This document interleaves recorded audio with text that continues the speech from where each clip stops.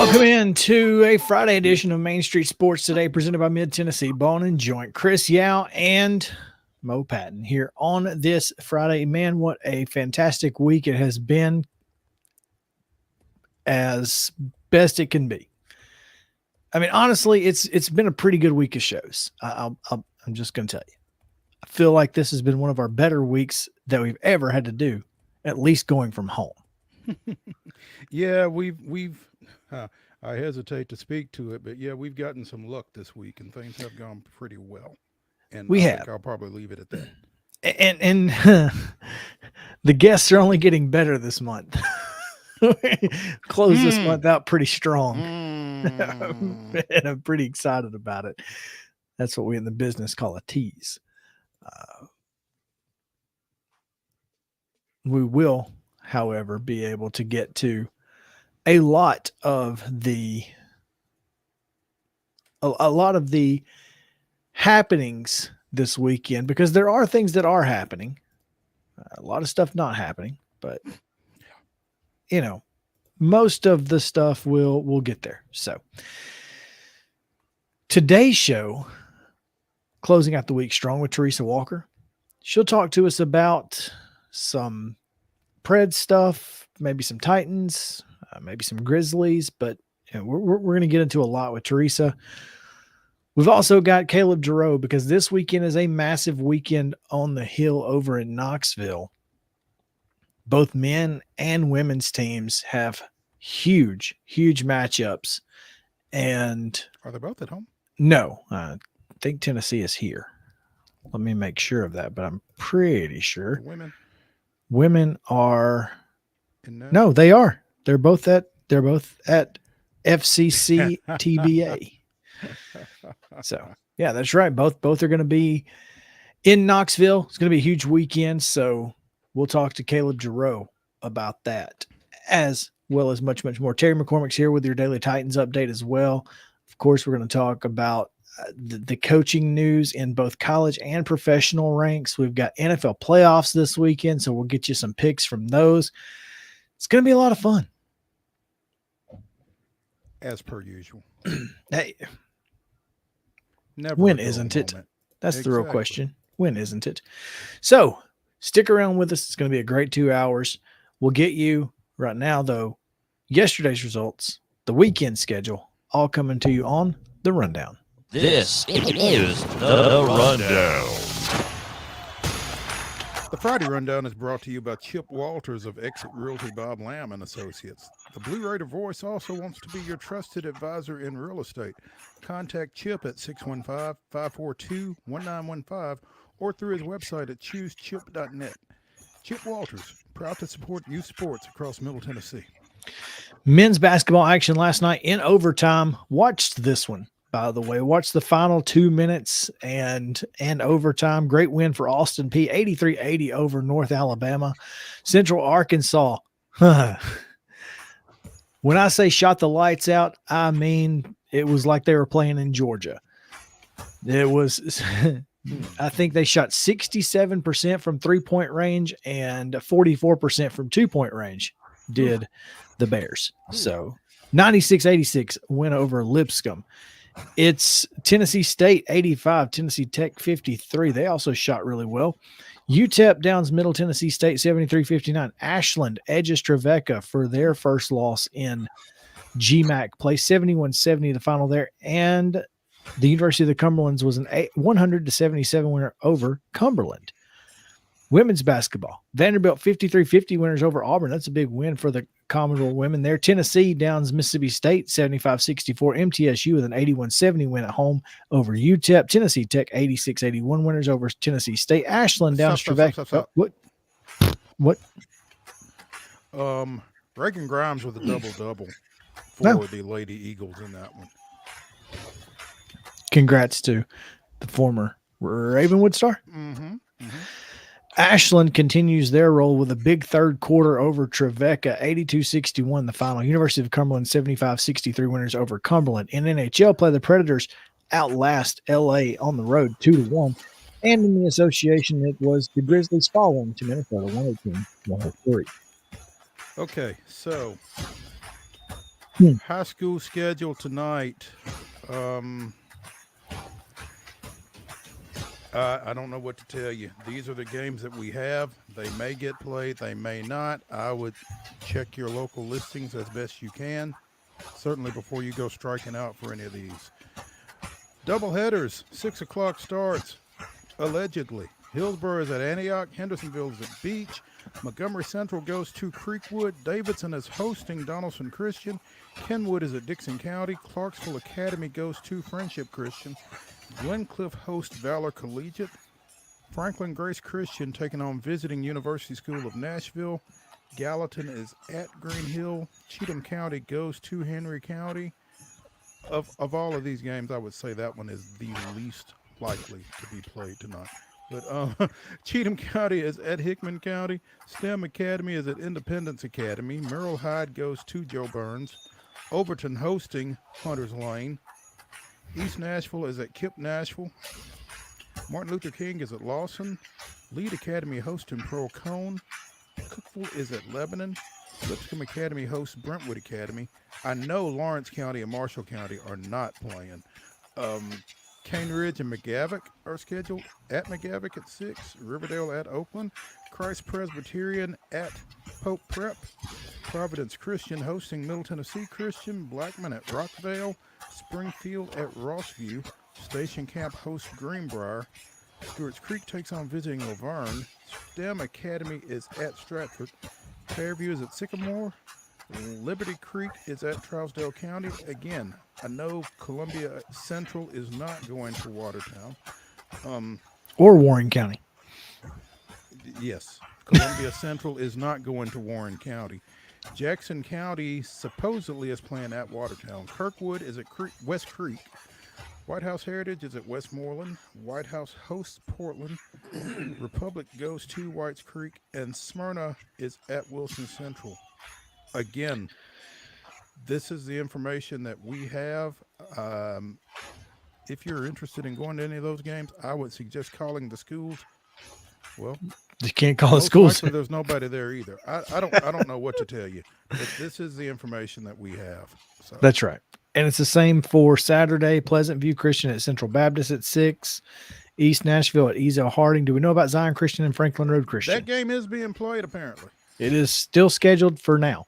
Mm-hmm. Westmoreland at Gordonsville. Pope Prep hosting Lipscomb Academy and Battleground Academy at University School of Nashville. Girls only tonight. Again, check your local listing. St. Cecilia at Ensworth at 5:30. Harpeth Hall at Father Ryan at 6. And then NBA at Father Ryan in boys action to follow. College basketball tomorrow. Doubleheader action. Tennessee State is at Western Illinois in an Ohio Valley Conference matchup. 1 o'clock for the women, 3:30 for the men. Men's basketball Saturday. Alabama is at Tennessee. Is that a top 25 matchup, Chris? Is Alabama? I don't think Alabama is ranked. Okay. All right. And Alabama will be led by Coach Nate Oates, despite many thinking his stern talking to. Yeah. That's a 1 o'clock tip on ESPN2. Belmont is at Bradley at 1 o'clock on ESPN Plus. Vanderbilt goes to Mississippi State. That's a 2:30 start on the SEC network. At 4 o'clock, North Alabama is at Lipscomb on on ESPN Plus. Also on ESPN Plus at 4:15, Central Arkansas is at Austin Peay. At 8 o'clock on ESPN Plus, Middle Tennessee State continues its Conference USA Western Swing. They go to New Mexico State. Women's basketball. Is this today, Chris? Mm-hmm. Belmont at Drake? Belmont at Drake today at 6.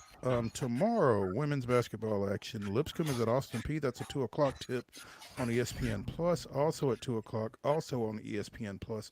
New Mexico State is at the Glass House taking on the Lady Raiders of MTSU. On Sunday, 2 o'clock, SEC Network, Vanderbilt, Tennessee.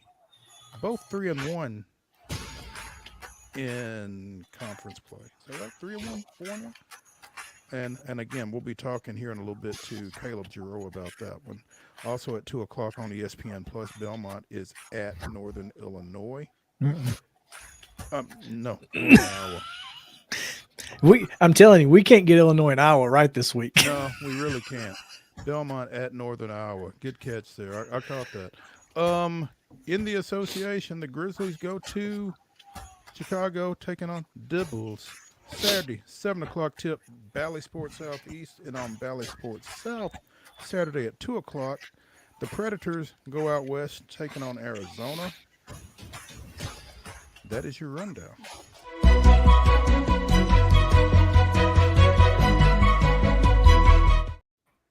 Top story brought to you by our friends at Piggly Wiggly. Down home, down the street. Piggly Wiggly can't be beat, of course. And always delicious daily lunch specials. Great hand-cut meats put out daily by their meat department. You can't beat it. Make sure to go see the fine folks at Piggly Wiggly, where it's just cost plus 10 at Neely's Mill Shopping Center in Columbia. Our top story today will start, Mo, with the Tennessee Sports Writers Association's Players of the Week. Yes. So you have those in front of you. I do have those in front of me, as a matter of fact. UT Martin Jr. Jacob Cruz averaged 28 points and 8.5 rebounds in a pair of Skyhawks outings to earn men's basketball honors. Scored a career best 35 in the Skyhawks 77-72 win over Little Rock. Following a 21-point, 10-rebound outing against Western Illinois. So, Jacob Cruz of UT Martin is the Tennessee Sports Writers Association's men's basketball player of the week. On the women's side, you've heard this name earlier this week. Anastasia Boldrieva of Middle Tennessee State averaged a double-double on the week as well.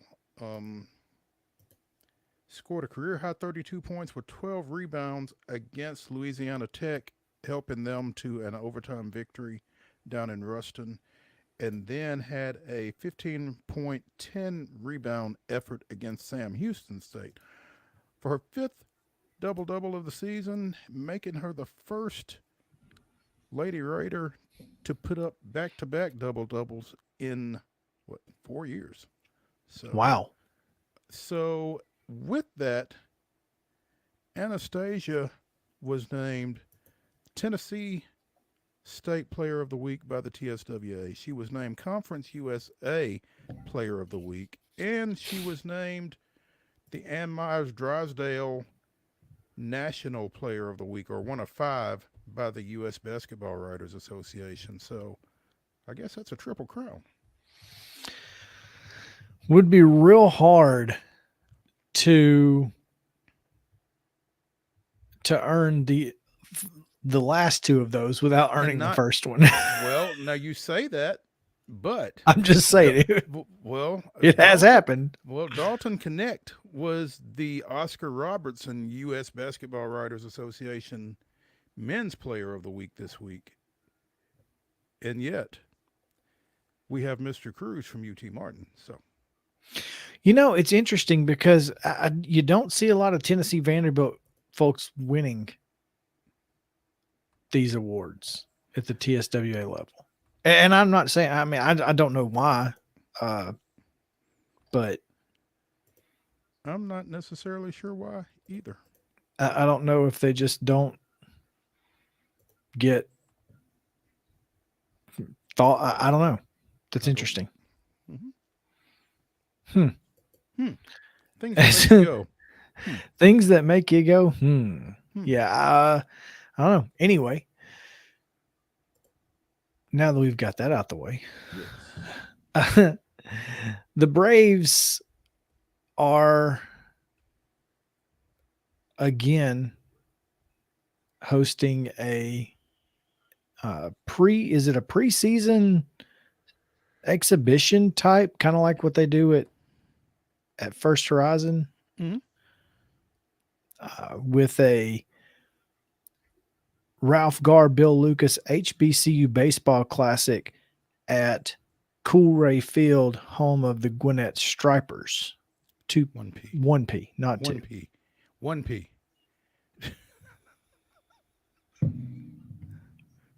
Anyway, this event will feature Grambling State, Florida A&M, who are home, the alma maters of Ralph Garr and Bill Lucas. And it is a 2-game series. I believe am it's trying 2-game to series. find what you sent me on that, because I know you sent me something. It's in the group chat. There we go. 2-game series, March 1st and 2nd at Coolray Field between the always, I love these college games being played at, minor league parks. To me, it just feels like it gives it a little bit extra oomph. Mm-hmm. I think it definitely does. I mean, I think it kind of gives those people participating a little extra oomph as well in terms of, next level. Yeah. Yeah. It makes you feel like you're kind of like the high school football championships being played at bigger college stadiums and that sort of thing. And it's always good to kind of test your abilities too in a ballpark that big, because, you get into, most of these colleges at that level, at the lower Division I level, the parks are, typically normal parks like you would just find anywhere. Mm-hmm.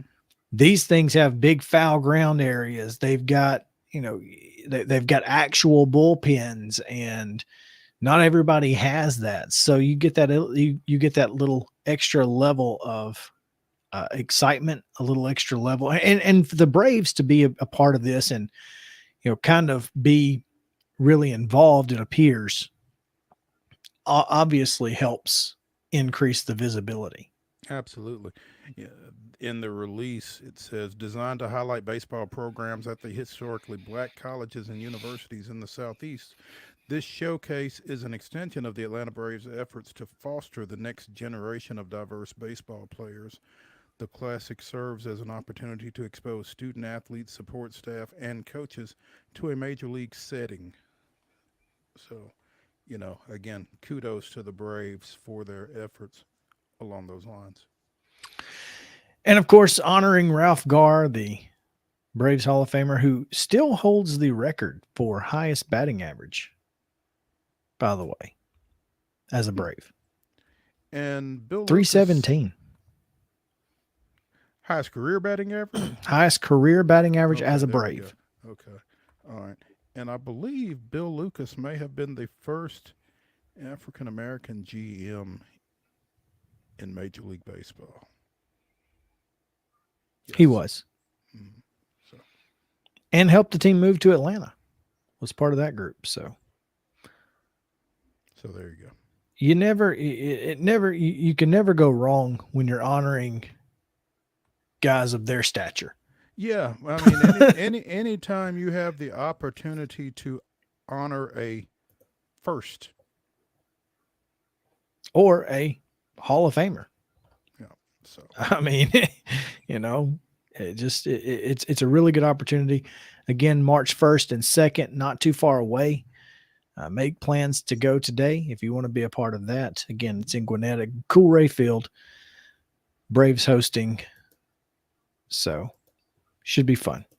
All right, let's take a break. We've got a really exciting segment coming up. Caleb JARREAU joins us to talk about the weekend that will be on the Hill in Knoxville. So stick around. Main Street Sports Day presented by Mid-Tennessee Bone and Joint. We'll be back in a moment after this.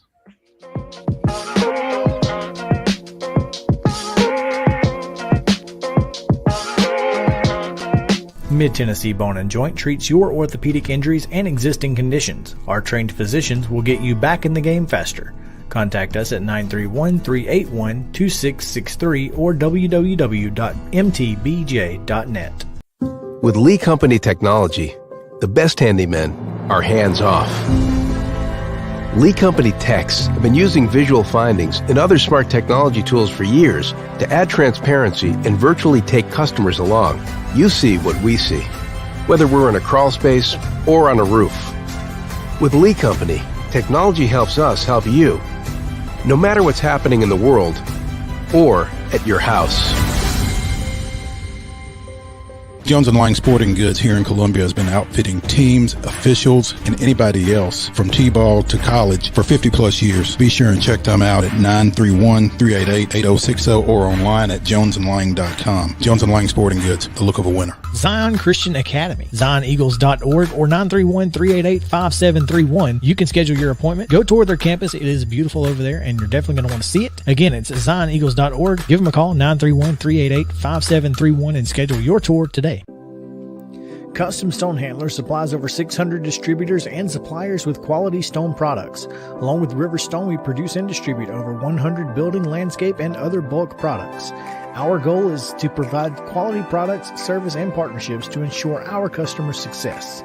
We firmly believe that the measure of any person or company is how they treat other people and customers. Give them a call at 931-490-4990 or visit CustomStonehandlers.com. A game without a crowd is just a scrimmage. A performance without an audience is just a rehearsal. Without your presence, high school sports and the performing arts aren't possible. Ensure that these essential extracurricular activities continue to enrich the lives of students in Tennessee. Purchase a ticket to your local high school's game or performance. This message presented by the TSSAA. Mid-Tennessee Bone and Joint has been the official sports medicine provider for Murray County Schools for more than 40 years. We specialize in orthopedic service, and our Ortho Quick Walk-In Clinic lets you bypass the ER. Visit us online at www.mtbj.net.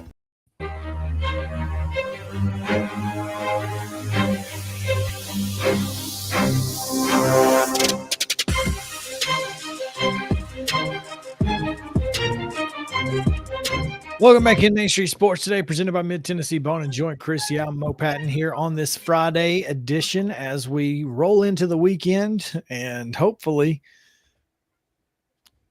melt some snow. Hopefully things heat up here pretty soon because it is getting really, really tough at this point. So, and you know, it's tough here, but it's tough across the state for folks trying to get to and from college basketball games this week and having to cover some from the house. And goodness gracious, what a crazy week it was for UTK Daily Beacon sports editor Caleb JARREAU, who joins us now. What's up, Caleb? What is up? How are y'all? We're doing well. So Cold. Yeah, definitely. You didn't go to Starkville, did you? No.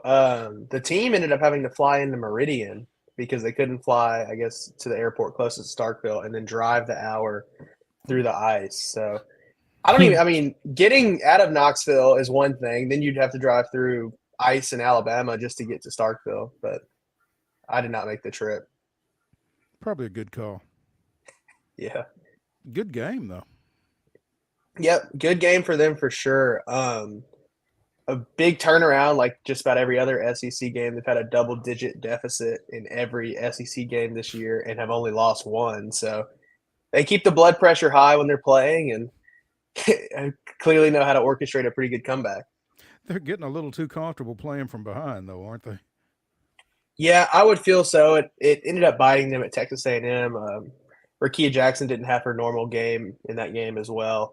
At A&M was another travel nightmare for them. Plus, they're dealing with sickness over winter break, and it was just kind of everything compiled into that loss at A&M. And luckily, it's a road loss too, so it kind of doesn't hamper the resume as much. But with those losses now, you look and see it makes some games down the road must win, like their game here on Sunday against Vanderbilt. I don't know if I would go all the way and say it's must win, but the latest bracketology still has Tennessee on the outside looking in. So any win against a team that has a good resume like Vanderbilt definitely wouldn't hurt right now. And it's been a while since we've spoken in those terms about Vanderbilt being a resume builder, but that certainly seems to be the case for what the 17-2 Commodores under Shea Ralph right now. But you mentioned Rakia Jackson and her performance out at Texas A&M, and she didn't shoot it great last night either. No, and I still think they're dealing with some sickness as well. I mean, last night she still led the way with 19 points, but you're right. She shot 6 for 18 from the field, 7 rebounds, 4 assists.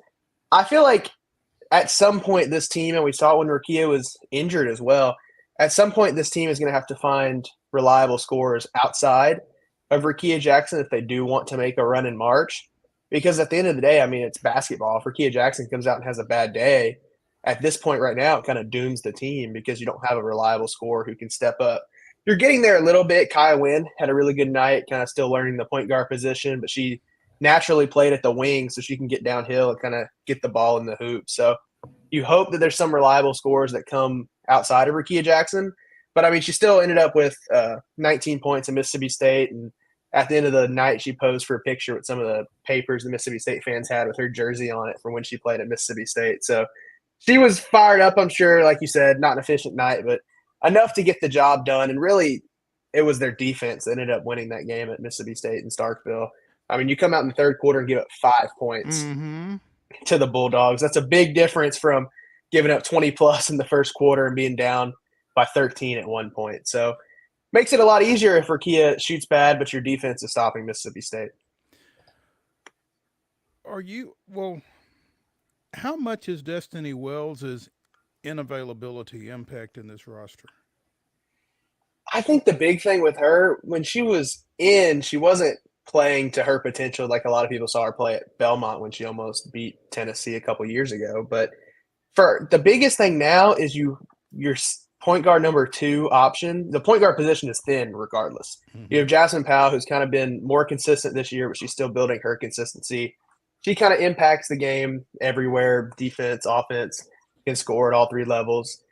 But the backup point guard position has been kind of a mystery because Kaya Wynn has recently flexed over from the wing, and she looked really good last night. And you also have walk-on Edie Darby, who's your third string. So a big thing with Destiny Wells' absence is you can't afford any more injuries at the point guard position or absences or anything like that. And then you just need Kaya Wynn to become more consistent. I mean, 13 points last night on 6 of 10 from the field is something I'm sure you'll take every night from her.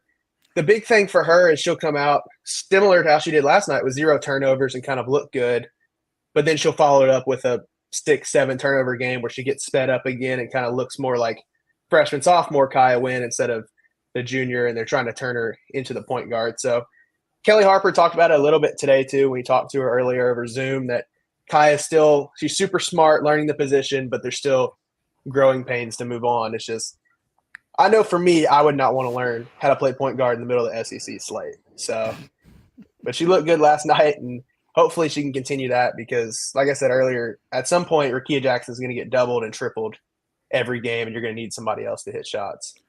You certainly kind of feel like you're getting thrown in the deep end in that situation. But what is the situation with Jillian Hollingshead? I mean, you expect more out of her than certainly what you got last night.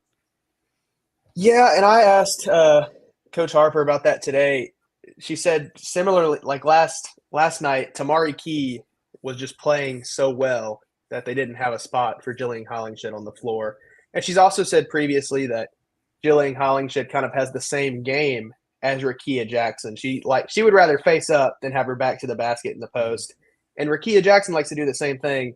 And Coach Harper really doesn't like having 2 players who can do almost the same thing on the floor at the same time. So I think in a perfect world with Jillian Hollingshead's size, I mean, she is 6'5", but she was a late bloomer. So her first 3 years of high school, she was at point guard. And now she grows to 6'5". Well, nobody needs a 6'5" point guard in women's basketball. So you swing her to the post, but she still keeps those guard skills and that effective passing. And she has a lot of those natural guard tendencies. And now it's just a matter of learning to play in the post for Tennessee, which is where Coach Harper wants her. I think ideally, if Tamari keeps coming along at that 5 spot, Jillian Hollingshead gives you a really solid option at the 4 where she can face up or even pop out and hit a deep 2. So I think ideally that's where she'll end up. But I'm not 100% sure when she'll get there. And obviously, like you said, last night she played 3 minutes. I thought she looked fine when she was on the floor, but Coach Harper said just kind of the game dictated that they had to go in a different direction from Jillian.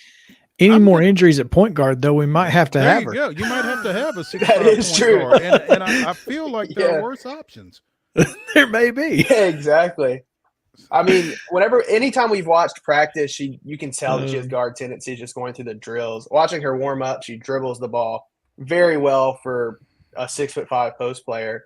So, I mean, she's got the skills there. It's just a matter of developing. And I know there's probably some frustration on her end too, not getting to play as much this year. But I think there's a lot of room for her to grow, and there's a lot of potential for her for this Tennessee team because, like I said previously, they still need another scorer that's not Rakia Jackson that can consistently score every night. And we've seen Jillian Hollingshead have a lot of success in the mid-range. Well, and particularly this weekend against a team that only gives up 58 points a game. And, you've got to have somebody who can put the ball in the basket because defense has not been the Lady Vols calling card this year. No, it has not. You're right. That's why last night's game against Mississippi State was very encouraging because it wasn't that they started scoring. It was they stopped Mississippi State. Now, Mississippi State is a team that relies on the paint. And when you throw Tamari Key in the paint and you put Kaya Wynn outside, it makes it hard to score. But that's kind of what this team needs right now is they need defense because Rakia Jackson has an off night. Or if your point guards are hitting the three like they weren't in the first quarter yesterday, you're going to need that defense. And especially on Sunday, like you said, against Vanderbilt, Vanderbilt's going to be fired up. I mean, Kelly Harper has not lost to Vanderbilt in her time at Tennessee. I'm sure there's a little encouragement there. Justine Passat, former Lady Vol, transferred out of Tennessee to Vanderbilt. I'm sure she'll be fired up returning back to Knoxville. So there's a lot of encouragement on Vanderbilt's side for that Sunday game. And there should be, at this point, a lot of encouragement for every game Tennessee plays because you're not projected in the tournament yet. And Tennessee's never missed the tournament. So that should kind of light a fire under them, you would hope. And realistically, I feel like just playing at home and not having to sit in airports and drive hours to get to airports and all of that should also help them this weekend. It feels like, Caleb, this, and you may not necessarily be able to speak to this, but it feels like this UT Vanderbilt women's basketball game is as big when you look at Tennessee being 11-6, Vanderbilt being 7-2, and their two losses are to NC State and Missouri. It feels like this game is as big a matchup in this series as we've seen in a long time. Yeah, at least as of recent. And they are 17-2, but I mean, one of those losses, if Vanderbilt hits a layup as the clock expires, they could very well be a one-loss basketball team. So I think it was Joe Rexrode that tweeted it the other day that this is probably the first time that Vanderbilt's ever come into a Tennessee-Vanderbilt matchup with a better March Madness resume at the time of them playing than Tennessee. And that really is the whole thing right now for Tennessee. Almost every team that they're going to play from here on out has a higher net ranking than them. Obviously, the rankings will fluctuate. But looking at it now, like they played Mississippi State the other night, and Mississippi State was in the 30s, and I think Tennessee was hovering at the high 60s. So that postseason implications from that game helps Tennessee. And the same with this one. I think Vanderbilt's in the upper 40s, lower 50s. I don't know the exact number off the top of my head. And then Tennessee is still hanging around that 60 range. So Vanderbilt's a higher net ranking team, and it'll help Tennessee's resume if they get a win on Sunday. And at some point, you hope that this team can pass the eye test because a lot of these wins don't look pretty when you start off down 13 in the first quarter or down 17 in the first quarter. The double-digit deficits really don't exude a lot of confidence, I guess would be the best way to put it. You're not soundly defeating teams that you should be soundly defeating. So I think Tennessee will probably end up pulling out a win on Sunday, but I know Vanderbilt will be highly encouraged in that game. And then Tennessee has to go to Nashville later this year. So that'll be another interesting one. Well, this weekend, Caleb, does start the We Back Pat week. And, this is among those games. There are several across the country that will be taking place where they honor Pat Summit.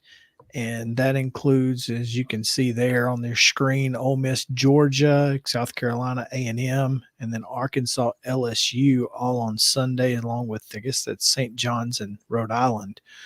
St. Joseph's. St. Joseph's. I mean, that's what I meant. I had course. St. John's on my mind because I watched them get outscored 28-0 in a. Anyway, Monday UCLA and Utah, Mississippi State, Florida, and then Wednesday Oklahoma, Texas. Future SEC matchup there on ESPNU. Yeah, and hopefully OU won't put any horns down during that.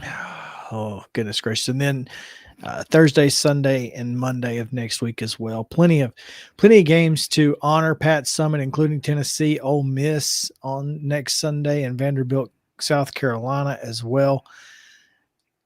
And well, Kentucky, Alabama, for those of you who are watching former Loretto star Carly Weathers. There we go. For the Crimson Tide. Hey, yeah, before we shift, I know we're going to get into the men's basketball because the Vols have a pretty big matchup this weekend as well. But pretty big. At halftime of that Tennessee-Mississippi State game last night, back in the studio analyst, ESPN/SEC Network analyst, Steffi Sorensen put together her all-time Pat Summitt team. And yeah. That may be a segment. Hold on. I want to get your thoughts because as soon as they said we're going to do this at halftime, I went to work. 3 no-brainers. Right, Caleb? Three no-brainers. Chamiqua, Candace, and Tamika. Yep. You got to have the meeks. No contest there. I would agree with that. Sorensen's other 2, and I think they kind of both played the same position, but I don't know. Michelle Marciniak and Kara Lawson. Discuss. I feel like Bridget Gordon has to be in that conversation. I mean, I would not. That was a very confident segment that they did because that is hard. Picking 5 players from. But like I'm with you. I think you got to take the Meeks plus Candace Parker. Those are locks. I think Bridget Gordon has to be in the conversation. I don't mind Kara. I mean, at point guard, do you want to talk about having Holly Warlick in the conversation? Samika Randall. There's so many. I think Caleb, you're right regarding Bridget Gordon, and I think I'm going Bridget and Kara rather than Marciniak, but that's just me. But I think it's certainly I was not gonna leave my TV when I knew that they were doing that because I wanted to hear that discussion for sure. And it's really and for us particularly, Mo, where we're at and where we're based, it's really hard to leave Sheila Frost off the list. Hello.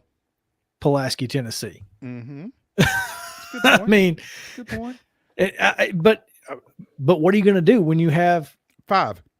Well, and 3. You got 2, really. Yeah, 2. Yeah, you got 2. So yeah, that's tough. But gosh, my goodness, yeah, it would be really hard. You could easily argue 10 for the list. 10 would be a lot easier, wouldn't it? Yeah. But yeah, that's interesting. Yeah, Pat Summitt had some of the greatest players in the history of the game, no question. Yeah. And a lot of that was because of her, by the way. Yeah, no doubt. No doubt. Again, Caleb, Alabama with Nate Oates come into FCC at TBA or whatever it is we're calling it now tomorrow. Dalton Connect, excuse me. And plus, by the way, over under, what's the over under for Connect tomorrow? I mean, 30 plus again. He's the only thing with him is he was inconsistent before this recent 3-game slate, which is kind of what I wrote in my preview for the game. Is that if they get consistency from Dalton Connect, I mean, they could go a long way. I mean, if you're going off his recent performances, I'd say a good line would be 33. His average is 34. Alabama's not the best defensive team. They're going to want to score and push the pace, more possessions. But if we get the Dalton Connect that was before SEC play, then the line's probably like 7. So It's something about SEC road games brought the biggest out of Dalton Connect, his best games. But I mean, some of the stats that UT Athletics sent out about Dalton Connect's performances, he's just one of 6 balls with 3 34-point performances, and then he's just one of 4 to do it in back-to-back games. And I mean, we're talking Dale Ellis, Ernie Grunfield, Allen Houston, Bernard King. Like, he's not even been here a full year yet, and he's already in the conversation with some of the best players in Tennessee history. One of Barnes' best players probably since Kevin Durant. I mean, Barnes he won't compare them physically, which I can't blame him. Kevin Durant's a freak, but he compares their mindset and he says Dalton Connect gets a look in his eye, and he just kind of knows to let him go to work. So the only Barnes player since Kevin Durant to score 35 plus in 3 or more outings, and Durant did it 4 times. So Connect can go out and tie it if he does drop more than 35 points. But the big thing for this game will be if Tennessee's defense can slow down Alabama. Whenever Alabama shoots, I think the percentage is above 41% from the field, they're undefeated. Or when they shoot above 41% from 3, they're undefeated. They want to shoot the 3-pointer a ton. And they have the number 1 offense based on Ken Palm. So it'll be a defense versus offense matchup on Saturday for sure in Knoxville. Instead of Thompson Bowling Arena at Food City Center, just been rolling with Knoxville recently. I've been going on campus and just leaving it at that. Yeah. So I was trying to find some odds for Dalton Connect. Can't be found. I was just curious, but Caleb, I have to ask you: is it the biggest miss in the history of college basketball that he doesn't wear number 4? I mean, it's up there. It's crazy to me that NBA scouts, that people knew of Dalton Connect at Northern Colorado, and that his defense kept him out of the league. Which, if I'm seeing a guy like kept him undrafted, if I'm seeing a guy like Connect, I'm like, if you get somebody who can shoot and score like that, we can teach him defense. We can teach him to stand in front of somebody. And if there's a place you're going to come to learn how to play it, Rick Barnes is the man. Yep. And I think that probably played a big factor in him being a Tennessee Volunteer. Now, you mentioned how defense is going to be the key. That hasn't traditionally been the case with, Rick Barnes teams, but he's kind of, let's say, loosened some restrictions on this team this year. And do you feel like it is going to pay off in the end, or should they have stuck with the let's play defense and worry about offense secondarily? My thing is the other way didn't get you past the Sweet 16 even in a year when you weren't playing good teams. So you really don't have much to lose there. I mean, like you said, Rick Barnes is not known for teams that push the pace and have a ton of possessions per game, and that's what this team is doing. I mean, when we watched practice earlier this morning, a majority of their practices now are getting out in the fast break and it's good for defense too. So, I mean, obviously half the team is defending, but you're getting out in fast breaks and getting quick points, running into quick sets. And Rick Barnes teams usually don't do that. So you are seeing that now, and it's kind of playing into it. Kind of similar to what I was talking about earlier with Rakia Jackson on the women's side, with Dalton Connect on the men's side. He needs a better supporting cast. You need to get Josiah Jordan-James involved in the offense a little more. He's been quiet recently. Santiago Vescovi's been quiet recently. Zakai Ziegler, you dropped 80 points last game against Florida, and I think Zakai scored under 10. I think he had 8 or 9. You'll take that every night. But he's shooting nearly 50%. Exactly. So when he is shooting it, it's good, and he's affecting the game in every other way. I just feel like you need to get some of those guys who can score, scoring more. And then you pair that with a Jonas Adu who's playing good and a Dalton Connect who's playing really good offense. And you see why Rick Barnes wanted to change this year and kind of push the pace more, because you've got scorers at all 3 levels that can put the ball in the hoop really when asked to. So I would, if I had Dalton Connect scoring the way he is, I would change the offense too.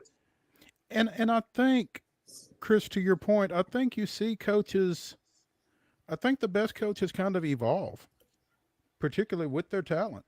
And when you look at this UT team and what they're capable of on both ends of the floor, maybe you ease up a little bit on the defensive end. I mean, your principles don't change. Maybe just your personnel decisions, you kind of massage them a little bit in the name of a little bit more offense. So, Well, and you, for the most part, you can't argue with it to this point. I mean, what? Kansas, Purdue, North Carolina, and a road loss at Mississippi State. I don't think you're going to get dinged too much for that over the long haul. So. And he may be, Mo, like you said, he might be loosening the defensive parameters here a little bit, but he's definitely not going any easier on Dalton Knecht, because he was now with some players, he pulls them out of the game when they make a defensive mistake. For Dalton, he just pulls them to the corner of the court, and you can just see him red-faced, lighting into him in the corner, and then sends him off to go score some more three-pointers. So he's definitely not going any easier on Dalton. I'll say that much. Kind of reminds me of former Nashville Sounds manager Trent Jewett. You don't coach everyone the same. You coach everyone the way they deserve to be coached. And Dalton Knecht gets a stern talking to. Others get snatched. Yeah, but I mean, like you said, that's what Dalton, and he said it 100 times. That's what he came to Tennessee to do. He wanted to get coached hard, wanted to learn how to play defense. So when Tennessee and Rod Clark went for him in the transfer portal, he came to Tennessee. Yeah. Well, and I watched a podcast with Coach Barnes, and he talked about, coaching Dalton hard, and that's why he came here, and that's why players come to. He said Josiah Jordan-James has recruited more players to our program than I have, because if if that's the kind of basketball you want to play, and that's the kind of leadership you want, Rick Barnes, there's not another Rick Barnes out there, and Tennessee has seen a lot of great basketball players come into their program because of the way that he coaches, and these folks who want to get rid of Rick Barnes just blow me away. But hey, who are we and what do we know, Mo? No, not a thing. Not a thing. We do know, however, that this weekend is a huge weekend. Give us an update on the road situation. Are folks going to be able to get to FCC at TBA this weekend, because you really feel like you need some home court advantage here? Yeah, I left the house today for the first time since Monday, and I think the consensus is the main roads are clear, and flip a coin on every other road, because I have to get to campus like I did today, and what I'll do the same thing tomorrow. I have to go 20-ish minutes out of the way to dodge the roads that haven't been touched by salt or plow or anything like that. So, yeah, the back roads are still not good, but I think main roads are, for the most part, are good at this point, at least in Knoxville. I know last night with the freezing rain, Campbell County and some places outside of the Central Valley, I think is what it's called, they had 18-wheelers all over the place due to ice. But main roads in Knoxville, for the most part, have been good, especially more west Knoxville. I know a lot of people say Kingston Pike and Broadway, and the roads like that are completely clear. So back roads, I don't know. And then campus, like Neyland Drive, and to get to the actual stadium, all of the roads have been taken care of. I don't think they're going to open up the top of the garages still. I know they were working on it today. They had some little cat trucks up there scooping snow and then tossing it off the side into the grass. But so I don't know if those are ready yet. It didn't seem like it the way they were dumping the snow, but all the roads and everything seem to be, for the most part, clear on campus, and dry too. I know it's going to be like 8 degrees tonight, so that's a big thing too. There you go. Should be fun. It's going to be a lot of fun on tomorrow. Again, it's Tennessee, Alabama men, Sunday, Tennessee, Vanderbilt women. It's going to be fun. Make sure to follow at Caleb JARREAU 16 for all of the in-game updates. Caleb, thanks again for participating in the show, and we appreciate it, man. Yep, thanks for having me. Y'all stay warm. We'll try. Don't try. All right, we'll take a break. When we come back, Major League Baseball stadium woes for at least 2 teams. We'll talk about it right after this. Stick around.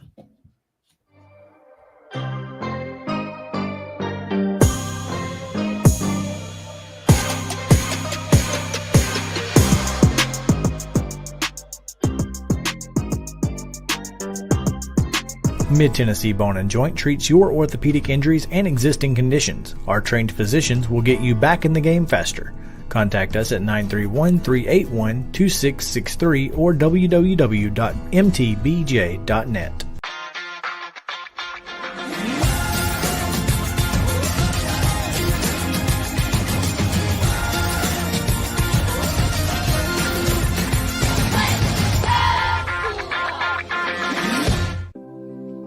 Custom Stone Handlers supplies over 600 distributors and suppliers with quality stone products. Along with River Stone, we produce and distribute over 100 building, landscape, and other bulk products.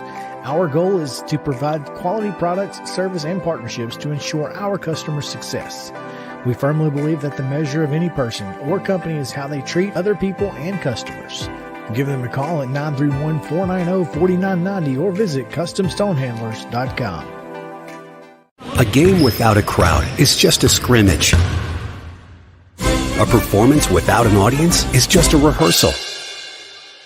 Without your presence, high school sports and the performing arts aren't possible. Ensure that these essential extracurricular activities continue to enrich the lives of students in Tennessee. Purchase a ticket to your local high school's game or performance. This message presented by the TSSAA.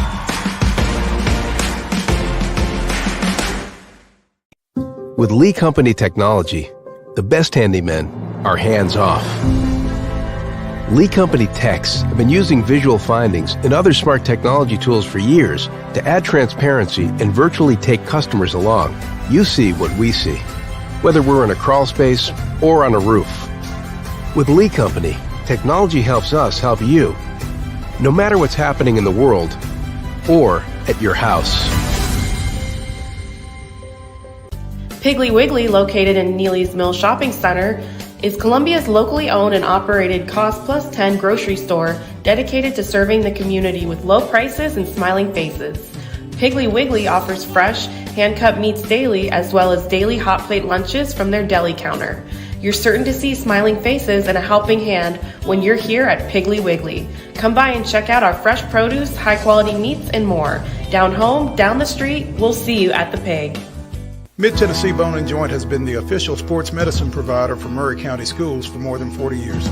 We specialize in orthopedic service, and our Ortho Quick Walk-In Clinic lets you bypass the ER.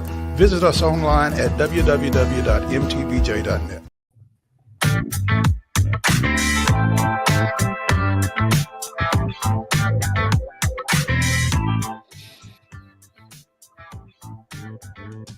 It's Funky Friday here. That's right. Funky Friday here on Main Street Sports today. Yeah. With DJ Justin. Oh, yeah. On the ones and twos. I got a little too funked out. I didn't get y'all's screen switch right away. You were too excited about that music. It was which is understandable. It's good. It's good stuff. Oh, we're talking a little Major League Baseball right now, Mo. And before we get into the stadium situation, Jeff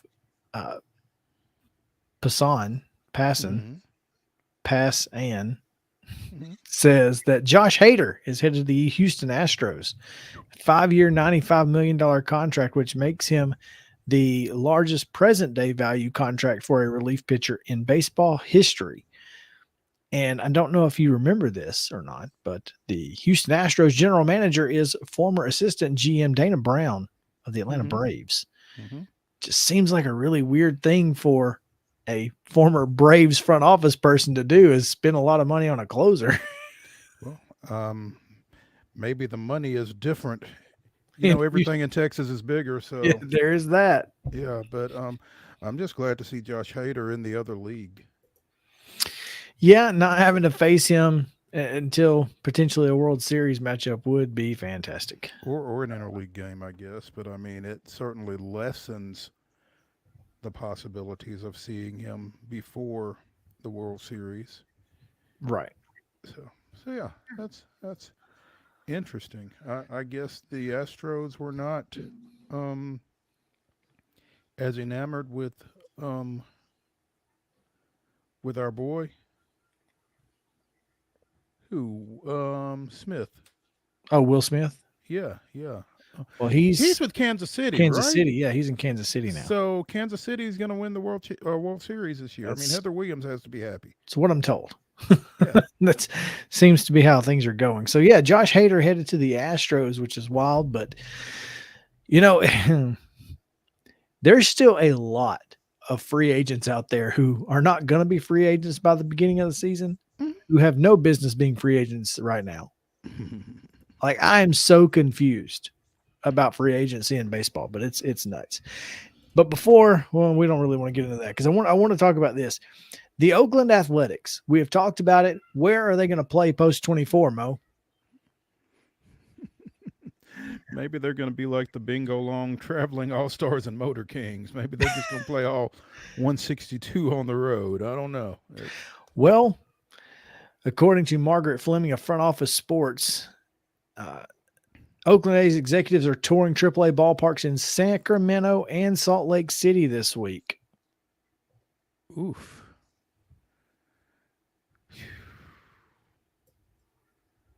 Gonna have to get creative, huh? I'm curious if they're going to end up playing at different places. If it's going to be sometimes in Salt Lake City, sometimes in Sacramento, sometimes in Nevada, sometimes in, Vegas. I don't know. Like, this could be a really weird thing, which is really cool for those fans in Sacramento and Salt Lake City.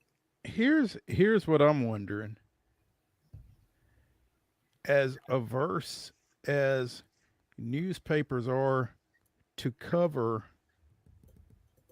a 100 and something game baseball season for whatever team it is that they're involved with anyway, wonder who the Athletics home media outlet will be under those conditions. Yeah, that's a really good question. You don't think we should think about that, but that's not really a concern of most people. And, you've got outlets like the Athletic where, David O'Brien works, but which local sports talk stations are going to be talking about the Oakland Athletics? All of them? Well, I mean, none of them? Clearly they won't be the Oakland Athletics. Well, yeah, but I mean, who's going to be talking about them?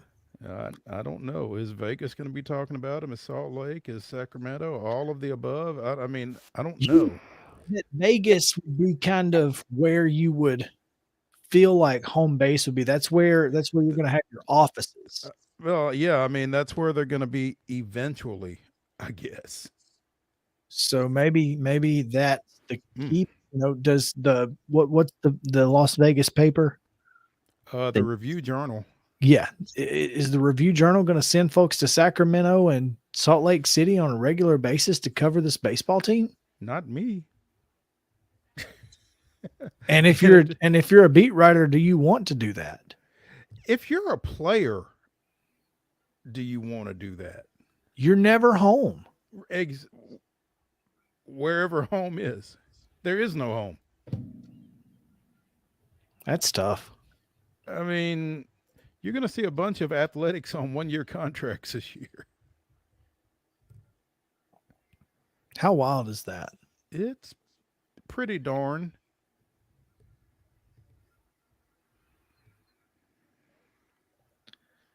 I mean, we'll continue to keep our eye on it. Oh, yeah, because, I mean, it's going to continue to be a topic. Yeah. Additionally, the Chicago White Sox are potentially moving closer to reversing a facility mistake that's now in its fourth decade. The club, according to frontofficesports.com, acknowledged it has engaged in talks with Chicago city officials about building a new stadium, advancing chatter that has actively swirled since last summer. The Sun-Times described the latest ballpark development talks as serious and focused on the city's South Loop near downtown. The club's current lease at guaranteed rate at Field expires after 2029, and leaving it would allow the White Sox to be closer to the commercial core and tourist traffic. Makes sense. And I guess after White Sox officials and Freddie O'Connell had their conversation last year, where it seems that O'Connell conveyed, hey, you want to buy the property and build the stadium? We're open. Otherwise, get to stepping, as Martin Lawrence would say. Yeah. I mean, they're not leaving, I don't think. I don't think they ever were leaving, to be honest. No. But I guess they felt like they could get a little leverage, and I guess it didn't work. Nashville Major League Baseball is becoming Birmingham's NFL from the 70s, where Birmingham was always the city that we're going to move to Birmingham if you don't give us a stadium, and everybody got a stadium out of it, and Birmingham never got a team. So there's that. Yeah, it's what I think is interesting. The whole Nashville baseball situation is fascinating when you look at some of the names that are involved with it, like Dave Stewart and some of those other notable individuals that are involved. But I just think the climate here is not conducive to that right now. And I don't know what changes it. Well, here's the weird thing is that obviously the baseball and football stadiums here are there's not going to be a baseball stadium because of the football stadium. Chicago is having the same issue because the Bears are trying to move out of Soldier Field. They're trying to build a new stadium. And now are we going to build two new stadiums all at once? Or are you going to build one stadium? How does that work? They're not doing multi-purpose stadiums anymore, are they? And not for baseball, football. Who's to say they can't?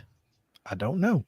Well, maybe they're in the same part of this 62-acre property where you put a football stadium and a baseball stadium next to one another. Well, I mean, I think that's more likely. That's more of an option than. I just think the way baseball stadiums and the way football stadiums are configured, and with the advent of suites and the revenue streams that suites bring, I don't think football suites and baseball suites can coexist. That makes sense. In proximity to the field. Yeah, I think there's going to be a real issue with that. So as long as those suites and the revenue streams from those are as valued by those franchises as they are, I don't think you're going to see multi-purpose stadiums. I don't either. All right. Terry is in, so we're going to take a break. We'll get to him right after this, talk a little Titans on Main Street Sports Today. Stick around.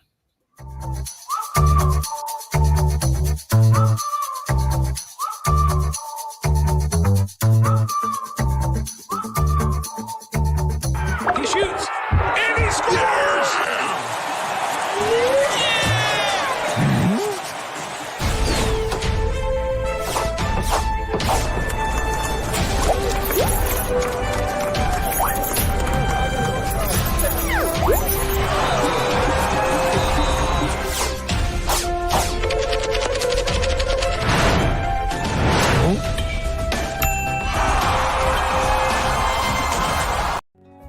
Since 1975, Mid-Tennessee Bone and Joint Clinic has treated the orthopedic needs of Middle Tennessee residents. The trained physicians provide surgical options and minimally invasive options to treat all orthopedic needs. The walk-in clinic, OrthoQuick, helps you bypass the ER while treating sports injuries and acute needs Monday through Saturday. Visit MTBJ online at mtbj.net or on social media at Mid-Tennessee Bone Joint Clinic.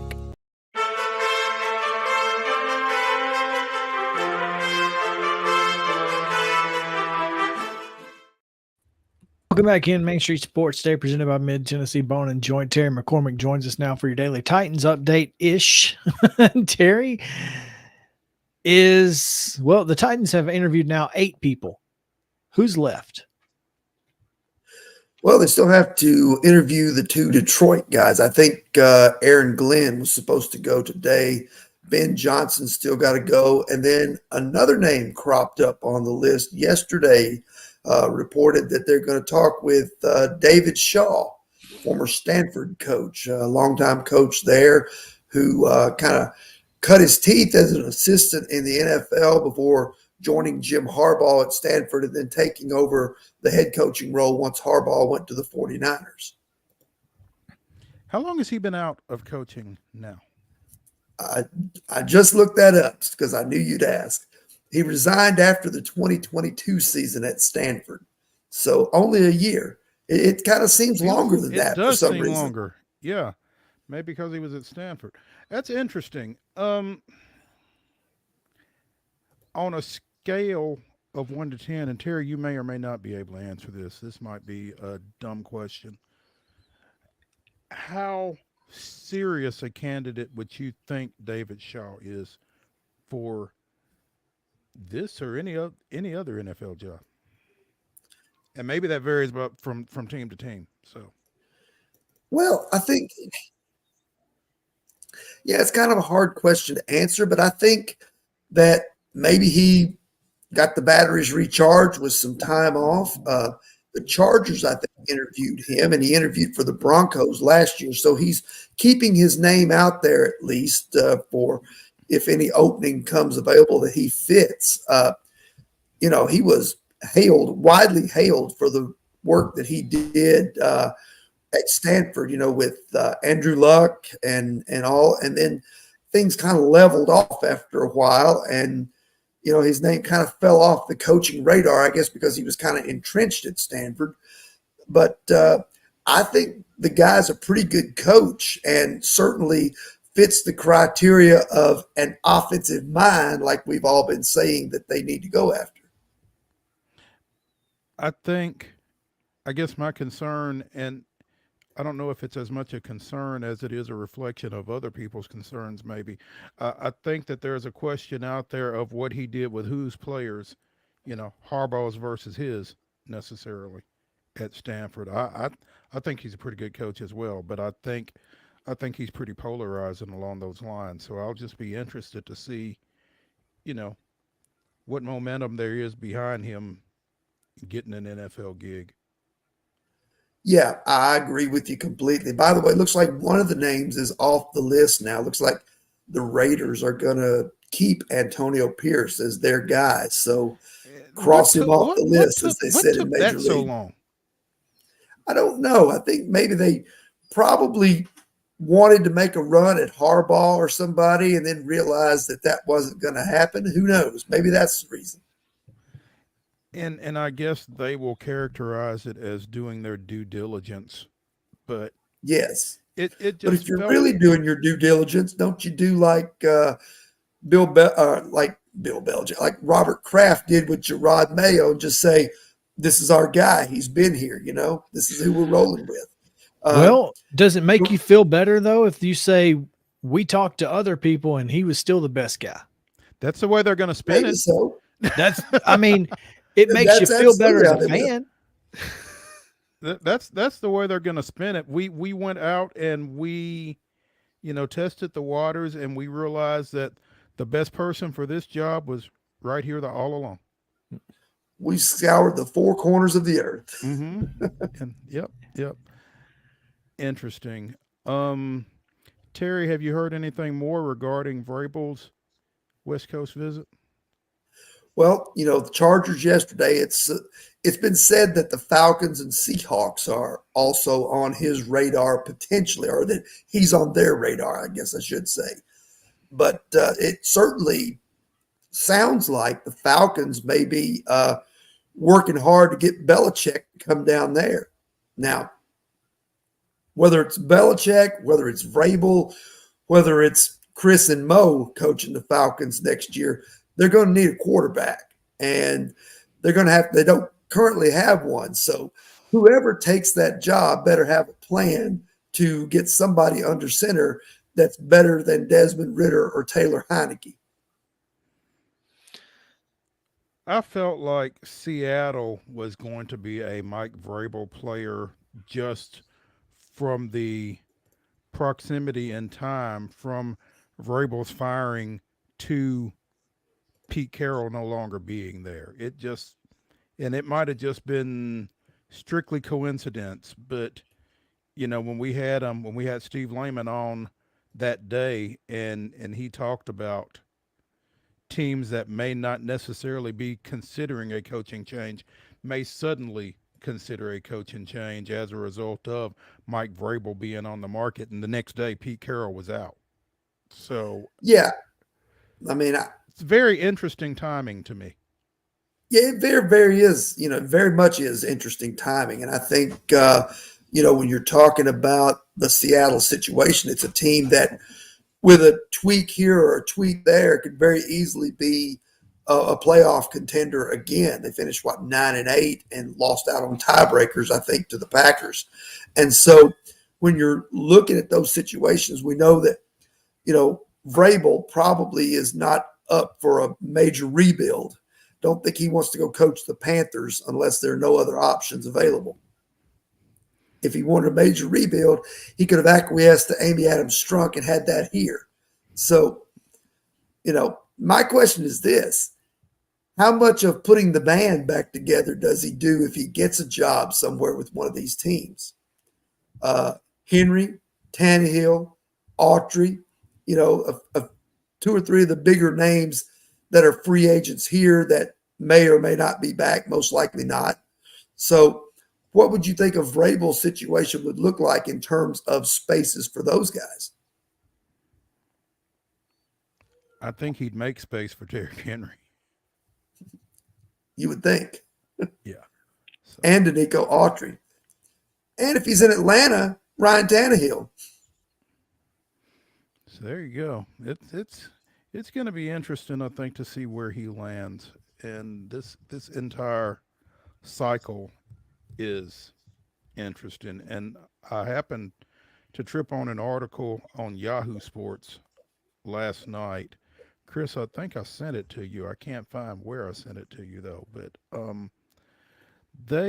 here it is. Jory Epstein, at Jory Epstein. If you were interviewing for an NFL head coach opening, where would you want to go and why? And apparently she and Charles Robinson polled coaches and execs, find out how they rank the teams from most to least attractive. And of the 7 openings, because the Patriots are not open, the Titans were 6th, ahead of the Panthers. So maybe we shouldn't feel so bad about the athletics ranking that we referred to. Or maybe it's an echo chamber, Mo. Maybe national media and the Titans are an echo chamber. That's exactly what it is. There's never going to be respect for anything that they have, could have, or have done, no matter what. They won the division 4 times, still not picked to win the division. Let me read this to you. I read it. Okay, well, let me read it to the people who haven't. How the job opened by firing head coach Mike Vrabel is not resonating well across the NFL. And that impacts how people are looking at this opening. And ain't stopped 8 people from applying and interviewing. Well, and I think, and Chris, we talked about this from the get. I mean, I don't know that that's off base. Yeah, I mean, I don't disagree with that. And here's the other thing, too, that I think was mentioned in the Athletic article and maybe voiced here as well. You got to remember, on draft night, Will Levis took a tumble. And there were a lot of people that, questioned his attitude, questioned his senior year at Kentucky where he played hurt, blah, blah, blah. We all know, the song and dance of that. But in the half season that he was under center for the Titans, he did reasonably well given the circumstances. Terrible offensive line, not really anybody other than DeAndre Hopkins to throw to, except maybe another rookie in Tajay Spears out of the backfield. So not great personnel in front of him. And locally and probably to the decision makers inside the walls at St. Thomas Sports Park, he quieted the concerns and answered the questions that they might have had about him, even as they drafted him and showed that they had enough confidence to do so.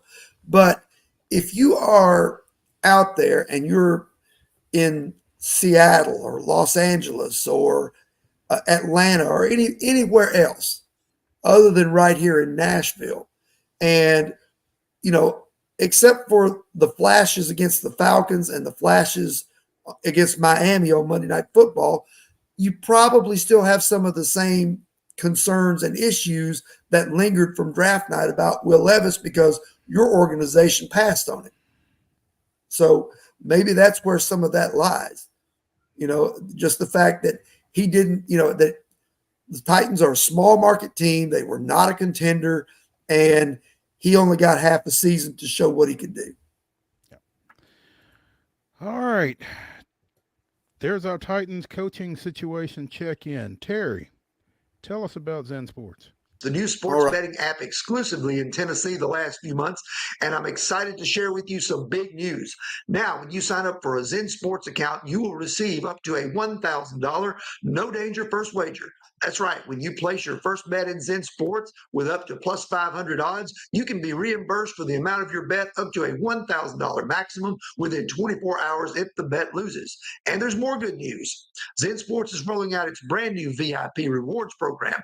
This new VIP rewards program will allow top-tier customers to earn more bonuses, comps, and perks. The VIP program is by invite only, so if you feel your Zen Sports play qualifies for VIP consideration, please check out the program details and apply at zensports.com/VIP. No other sportsbook will offer you a premier sports betting experience with 24/7 top-tier customer support and faster withdrawals than Zen Sports. So what are you waiting for? Get going and download their app at zensports.com today.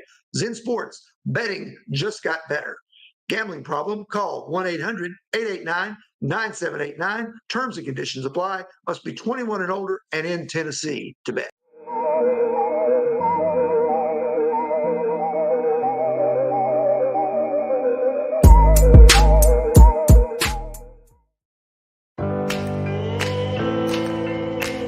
Smiles. These are the healthy smiles of real Delta Dental members. Folks with access to the nation's largest network of dentists and low-deductible plans with 100% preventive care coverage, all backed by over 65 years of expertise. Go online or give us a call to learn about affordable individual plans that meet your needs. 1-855-844-0445.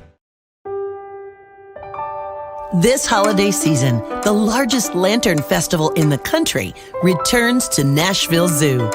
Witness more than 1,000 handcrafted Chinese lanterns featuring brand new designs, including towering mythical beasts, a life-sized Santa's workshop, and a 100-foot-long dragon. Welcome back to Zoolumination at Nashville Zoo. Bigger, brighter, and better than ever.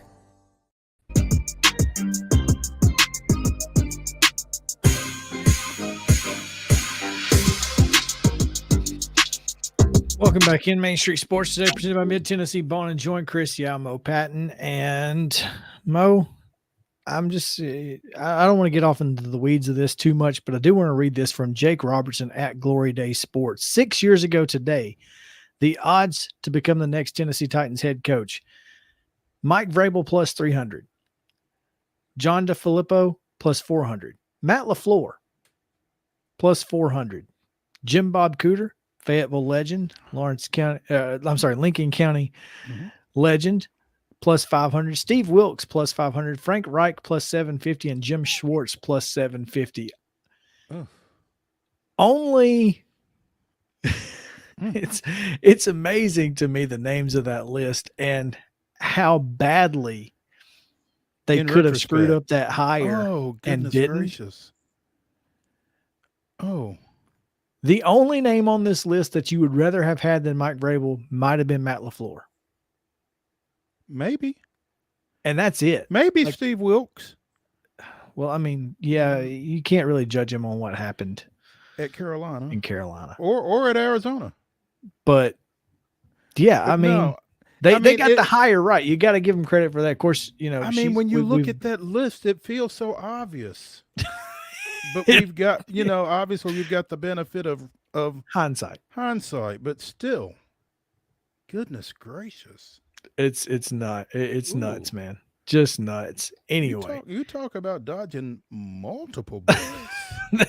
so if nothing else, you can say what you want to about the volatility of the head coaching position in Tennessee. If you're in the national media or the however you view Amy Adams Strunk, but she's not been wrong 3 consecutive times. So yeah, I mean, you got to. I don't know if I'm necessarily ready to hit her with the in AAS we trust like Anthopoulos, but well, the last person in this organization we said we trusted in got fired last year, so maybe we just don't. Maybe we just leave that. Maybe we just don't trust the Titans. Just leave that in Atlanta. Leave that whole phrase somewhere else. But anyway, okay, let's move on from the Titans. Unless our next guest has something that she would like to add to that conversation, and I'm sure that she will have something great if she does. Absolutely. Teresa Walker joins us now from the Associated Press, and we appreciate her time. What's up, T?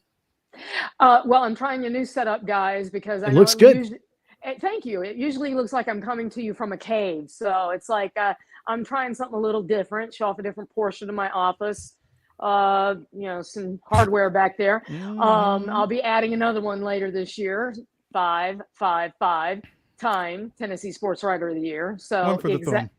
Exactly, one for the thumb. So I do want to add, I mean, I know those rankings, and I call bull.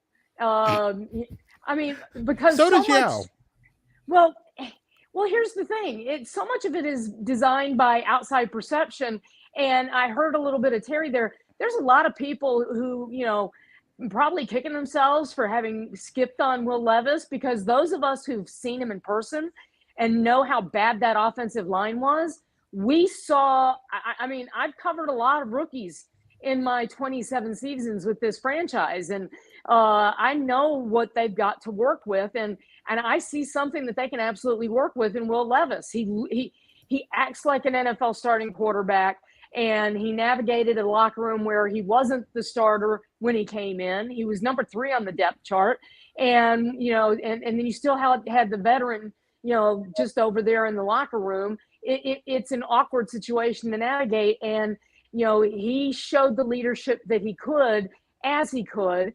And, they made it very clear that they're looking for somebody to, grow and build around him with the resources they're going to have. So, lots and lots of cap space. Over the Cap has them at the most effective cap space in the NFL. They're going to, 23 free agents going out the door. Change is coming, and we don't know who the new coach is going to be, but shoot, they've done their 8th interview today with Brian Johnson. And it's like, she said she was casting a wide net, and Amy Adams Strunk is doing just that. I mean, David Shaw's reportedly also interviewing with them. And, and it's like, I'll just say this. I'm glad that, now these are virtual interviews. So they still have to interview 2 minority candidates in person. But, with the addition today of Brian Johnson, he's the 3rd minority candidate. David Shaw is the 4th. And you know what? When I did the story on Brian Johnson a little while ago, I'm not referencing minority candidate or the black candidate, because thankfully they're talking to enough it's a diverse enough pool that, we're past that. And I think, as a female who's had to write a lot of first female this, that, and the other, that's something that I think we're all looking forward to. No doubt, Teresa. So how would you rank the vacancies before we get into Preds? I'm putting the Titans near the top. I mean, here's the thing. But then I've been at the facility. I've seen the money that Amy and her family has put into nearly doubling the size of that facility, bringing it into the 21st century, the employees that she's hired to help staff up the organization. And FYI, Arizona, the reports out of there that Bill Bedwell, fired a whole bunch, laid off a whole bunch of people yesterday, including his CFO, and then you look at the fact that they're going to be breaking ground on a new stadium. The fact that, she staffed this place up to get, Nashville and the state of Tennessee to pony up $1.2 billion for an enclosed stadium. And, those of us who've been here for more than a minute and remember what Nashville was before pro sports arrived truly with the Predators and the Oilers in '97, we know what Nashville used to be. And to think about what they're going, they've got a committee that is out there trying to get events to go in that dome stadium, enclosed, whatever you want to call it, right now. When the NFL owners are here this spring in May, I'm fully expecting them to announce that Nashville will be hosting a Super Bowl in February of 29. It would be 28, but they want to make sure that they give them an extra year with supply chain issues, et cetera, to make sure the stadium's open for a year. So it's like, people, Nashville natives, as few as there are, to imagine a Super Bowl being played in Nashville, I mean, it's like and Amy deserves a huge amount of the credit. The success that the NFL had in its draft, still the biggest audience, Nashville, baby, in 2019. And she was a big part of the push, helping get that here. So it's like, it feels like what Amy has brought to this franchise, to this city, has been unnoticed or ignored on the national stage. And again, cap space, draft picks, 7th pick overall, whoever ends up as the coach is going to have a chance to rebuild this franchise pretty quickly. I agree. That's why I'm with you 100%. It's at least top 2, maybe the best job available. But hey, maybe I'm biased. I don't know. But I may be biased, but I know those other people are. Washington was first, and it's like, excuse me, just because they have a new owner, we've seen what David Tepper has done in Carolina. So for all the Titan fans who keep adding me and saying, we need a new owner, she needs to sell, be careful what you wish for, because Panther fans once upon a time wanted a new coach, or a new owner rather. They still want a new owner. They still want a new owner. I mean, his record was 30-63, and that's when they lost to the Titans. So, and that was before he fired Frank Reich. So after 1 year. So, sometimes change for change's sake, be careful what you wish for. There you go. The new direction. Yeah, you got to look out for that new direction. But if anybody's going in a new direction, it seems to be the Nashville Predators. It does. It's fun to watch, and I think we talked about this back during the doldrums before the seasons all got started. The Titans wanted to do what the Predators have done. First-year GM and Barry Trotz, and he had never been a GM before. And now he did have the benefit of working with David Poyle over the last year, and if you're going to learn from a GM, I mean, the long time, the guy who's been in the NHL as the longest and winningest GM in David Poyle is certainly someone you want to learn from. But Barry Trotz has made it clear, and has since he took over, that he's doing things his way. And, bringing in Andrew Brunette, getting rid of John Hines. And I mean, the fact that they're still sitting in the one, spot for the wild card. And, they beat the Kings last night, a desperate Kings team, and a team in the Kings that have 3 games in hand on the Predators. So, the Predators are going to have to keep winning. They're going to have to find a way to win at home. Saros has got to figure out how to, quit giving up bunches of goals and getting chased from games. But he's now got 2 wins under his belt. So, he's shown some shakiness that makes me wonder if Barry trades him at the deadline. And I wouldn't be surprised. I mean, you're in a rebuilding year. As much as he'd like to make the playoffs, Barry Trotz understands that they've got to see some things from some guys. And, bringing up Askarov, I don't think that was just getting him some extra time up at the NHL level. I think it was, let's see what he can do at this level, and then send him back down to Milwaukee, and he continues getting the playing time. But, what he showed in that shootout against Washington, I know that Ovi is not having the season that Ovechkin fans are used to, but the young kid from Russia shut down 2 Russians in that shootout for the win. And, it would have been nice to have seen him do his, celebration where he shuts down the net, but he had given up some goals in the game. So I guess, after a shootout win, you can't do that. But I mean, that's where the Predators are. They're contending. They're trying to get in the playoffs. And because, yes, as we know, once you get in the playoffs, a hot goalie can take you a long way. And I think that the Predators are exactly where you'd hope they'd be. Now, can they stay there and, be there at the end of the season? Let's stay tuned. But, I mean, and Yossi's playing well. Forsberg's an all-star. He's playing at the – Ryan O'Reilly is, for a guy on a new team, he is second among those changes for most goals with his new team. And he had a key goal for him last night, in a 2-1 win. So, all the buttons that have been pushed so far, Barry Trotz, Andrew Brunette with this new system, they lead the league in hits. It seems, that's playing a physical style, which, they played under Barry when he was coaching. I mean, what's to complain about if you're a Preds fan right now? Want to see them win at home the way they win on the road? That may be the one area that they have to really focus on and improve and get better at. And if that's just weird, though.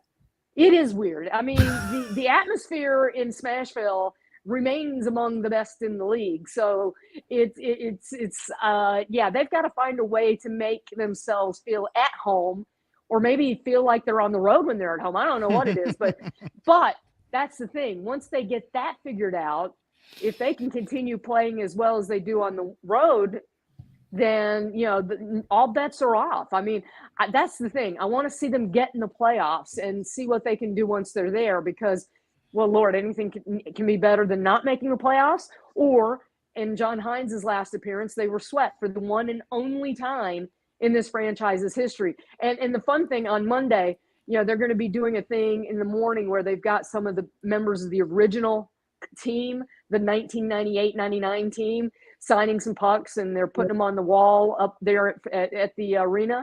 And as people were pointing out when I retweeted that yesterday, this is the expansion team that Nashville had to deal with compared to what the Vegas Golden Knights got when they were literally they went top shelf stocking that roster. Well, one of the guys who'll be signing those pucks he gets to walk by it all the time now. That's Andrew Brunette, who will get to sign a puck and walk and see it all the time. That's good for him. This you talked about UC, and that's really that's the crux of this conversation here, because when UC Saros this year, when he's been good, he's been great. When he's not been good, he's been terrible. It has been literally the extreme of both ends for him. And it's almost like, well, you kind of don't hate it. It's like, well, crap. I mean, it is what it is. We've given up 4 or 5 goals. We're not going to win this one. It's almost like I'd rather have that than give up 2 or 3 and lose 3-2. I don't know. Out, huh? If we're gonna lose, let's just lose early so I can go to bed. Yeah. I don't know. So you can flip to something else, Chris? Yeah, so I can find something else to watch, because but that's exactly what it's been like. He's been fantastic or just putrid, and I don't know what the deal is. I know they're trying to figure that out really quickly. And, it's like they do have a guy in Pekka that they can turn to if they need some extra advice. He's got to work through this, because he's been very, very good.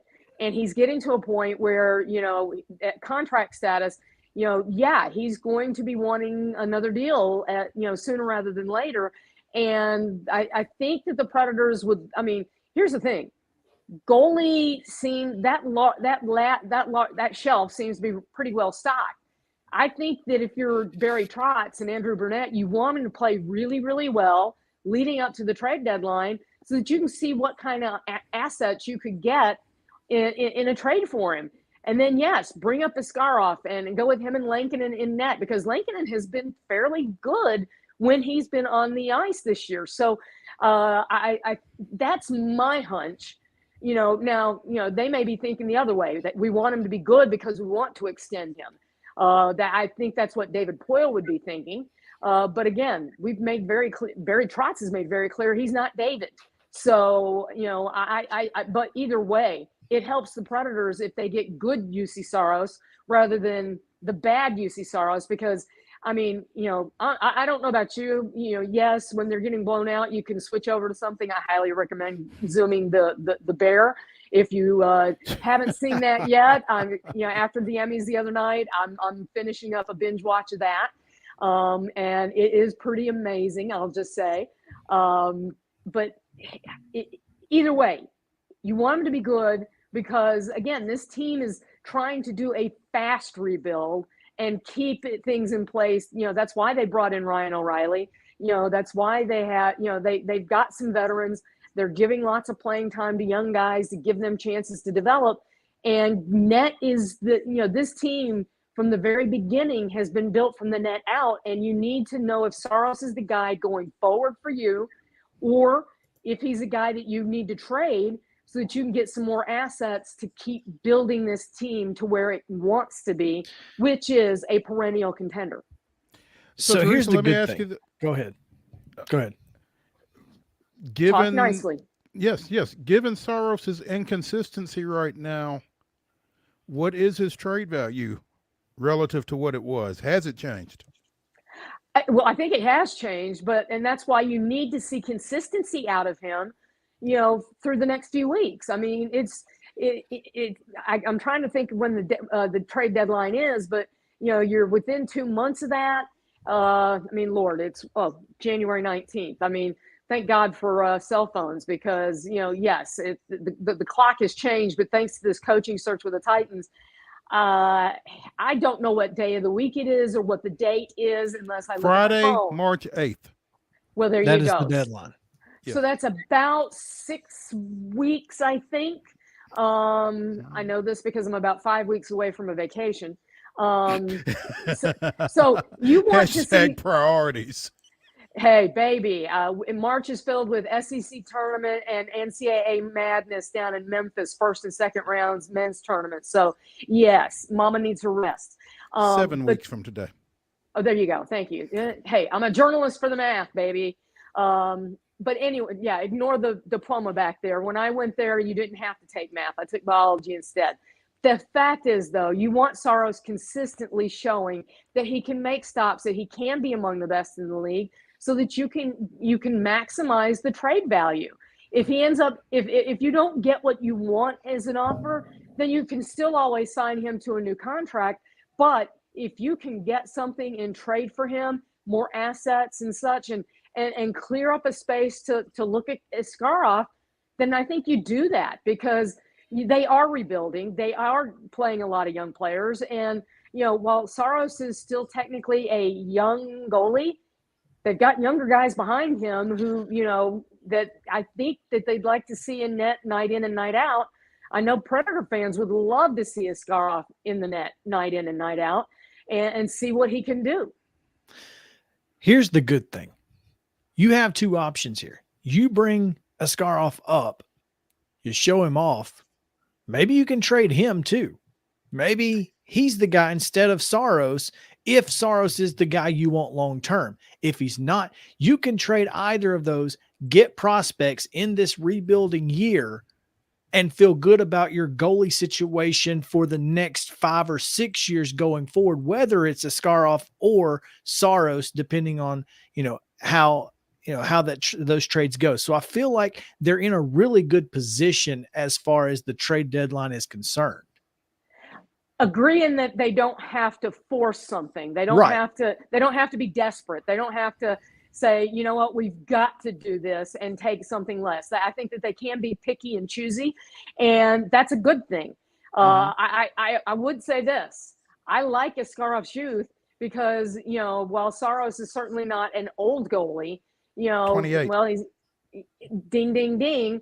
And, goalies can certainly play. I mean, Pekka showed your prime can last well into your mid-30s as a goalie.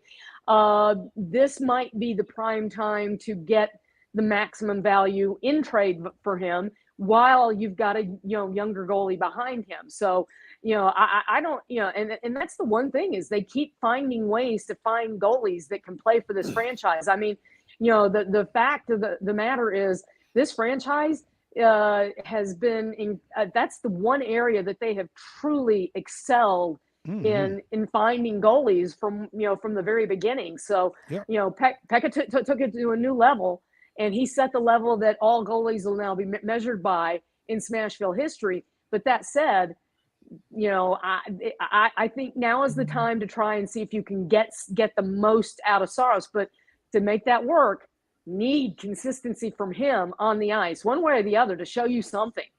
Either he's not the guy moving forward, or he is the guy. And if he's consistent and he's consistently good, then Barry Trotz can sit back and say, "Show me the offer." Pony That's up, baby. it. And I think you're exactly right. You see what's the trade value for UC Saros? What's the trade value for Yaroslav Askarov? And you determine which one makes the most sense for your rebuild. And I mean, that's a good problem to have if you're the Nashville Predators and you're a brand new GM and Barry Trotz and a first-year coach Andrew Burnett. I feel like you got to feel really good if you're this organization. I did hear you say earlier, and think this is the wildest stat, though. The Preds lead the league in hits, by the way. So we are out here playing Smashville hockey, both literally and figuratively. So and physically, I mean, you play Nashville, you're going to feel it the next day. There you go. And there's nothing wrong with that. Not at all. Not in that sport. Absolutely. Teresa Walker of the Associated Press joining us here on Main Street Sports today. Glad you're feeling better. Yes. Well, let's put it this way. I rallied some today. I don't know if I'm still feeling the effects or if it's something else, but people, stay safe out there. There's so much going around. I still feel, I don't know if I sound stuffy, but I feel like I've got a head full of cotton right now. So, it's this roller coaster weather. It's going to be 60 next week. What the heck? Hang in there. Tennessee. Absolutely. Hey, we appreciate you. We'll catch up. Sounds good. Thank you, guys. Thank you. All right, let's take a break. When we come back, coaching news from college and pro ranks, as well as NFL pick'em. So stick around.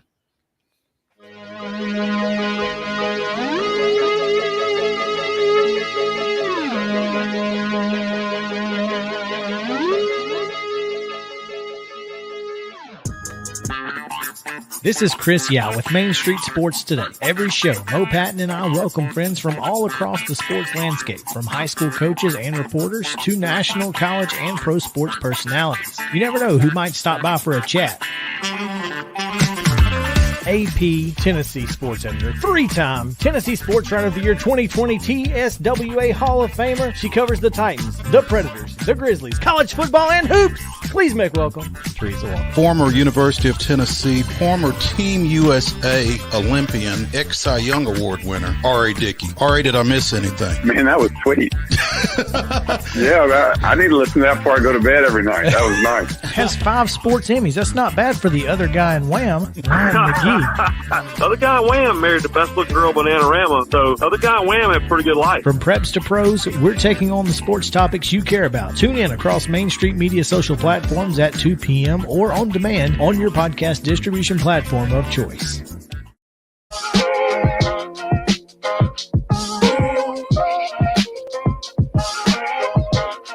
Welcome back in Main Street Sports Today, presented by Mid-Tennessee Bone and Joint. It is time now to get into our final couple segments here. Before we do that, a couple of things that I want to mention very quickly. Number one, LSU transfer offensive tackle Lance Hurd has committed to Tennessee, which is huge considering they've lost a couple of offensive tackles into the transfer portal. Gerald Minshew, right? To Kentucky. Yeah. And also the Nashville Sounds are holding or asking for auditions, or you can apply to be their next public address announcer. You can be the voice of First Horizon Park if you so choose. So yeah, NashvilleSounds.com to apply for that. All right. Number one. Mm-hmm. The university in Ohio of the state variety, The Ohio State University, has hired Ross Bjork as its athletics director, and now Bill O'Brien as its offensive coordinator for the football team. And they did both of these things on purpose, apparently. Yeah, the Bjork thing has been a few days. I think they did that Monday or Tuesday, maybe. The O'Brien thing. Clearly, Ryan Day did not speak to Jalen Milroe on this. Listen, Ryan, I don't know if Ryan Day's trying to get that buyout or what. What? This doesn't make any sense. Well, I'll tell him this. He may not have to try very hard for very much longer. If you're looking to get gotten it. If you're looking to get fired, which I mean at this point, and you got a new AD too. Who's not beholden to you, as they say. Hey, welcome the next head coach of the Ohio State University, Jimbo Fisher. Surely Bjork wouldn't hire him again, would he? No, not a chance. Okay, all right. Not a chance. Okay, you were just kind of being facetious there. Huh? Okay, gotcha. But I can't. This blows my mind. But I guess if Bill O'Brien offense is going to work anywhere, the Big Ten might be the place where it could. Clearly, I mean, it kind of worked at Penn State, right? Yeah. Or yeah, he was there at Penn State. He did a great job there. He's the head coach there right after. Yeah, I mean, he took that program from the depths of despair to, stable. Now after a year. Now, to be fair, their depths of despair weren't necessarily football related. Well, no, it was though. I mean, they lost like 40 players because you remember that he put the names on the back of the jerseys because they deserved it because they stayed. That's right. And because they were ineligible for a bowl and all of this, so he put their names on their jerseys. I mean, he took a team that was made up of nobodies and stabilized that program to what it is today. And you got to give him credit for that. Now, I don't know how that translates to him being an offensive coordinator at Ohio State in this world it's a different world than he was, in at that time. Yeah, I mean, we'll see. As long as there's no Jalen Milroe on the Ohio State roster, I guess he'll be okay. And there aren't. So there you go. But who is on the Ohio State roster is former Kansas State quarterback Will Howard. Is that right? Isn't that where he landed? Was that the Kansas State quarterback they got?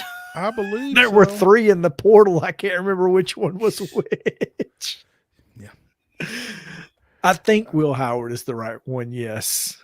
Yes. I'm not entirely sure, but he is. He is.